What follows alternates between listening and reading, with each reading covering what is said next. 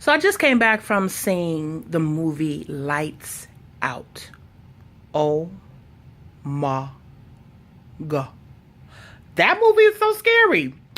It's really scary. I have a friend named Drew who will say, hey yo, if that joint drop of like 4 or 5 bodies in the movie, that's a good movie. That's a good scary movie. If they drop about 4 or 5 in the movie, then that's good. They drops about 4 or 5 bodies in this movie. So I'm pretty sure this is pretty probably considered a good movie.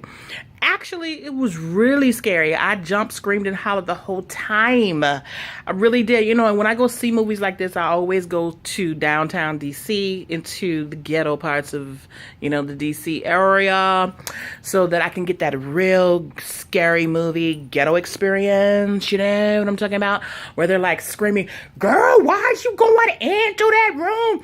You know she in there. Why is you going in the dark? Why is you even trying to do all that? Oh my God, I can't believe the dumb bitch going into the room like that. Don't she see that head coming up around her back like that? All that. You just can't. You can't go see a scary movie just any old place. You gotta go get the whole theater experience. When people are yelling out at the screen like that, it's like having your own surround sound. But anyway, so let me tell you about the movie.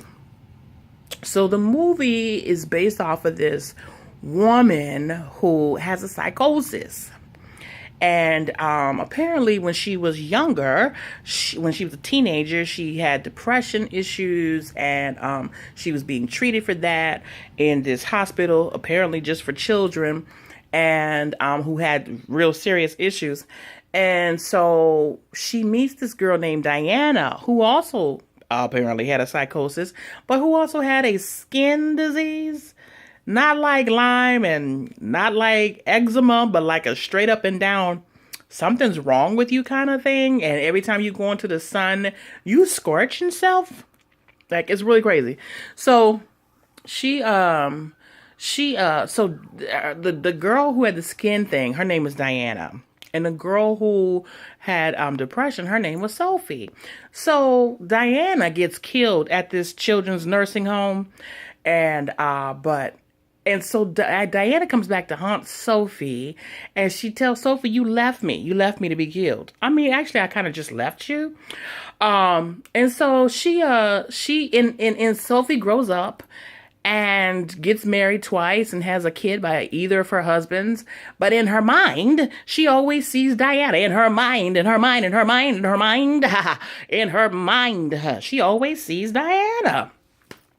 So, but here's the thing about seeing Diana in her mind.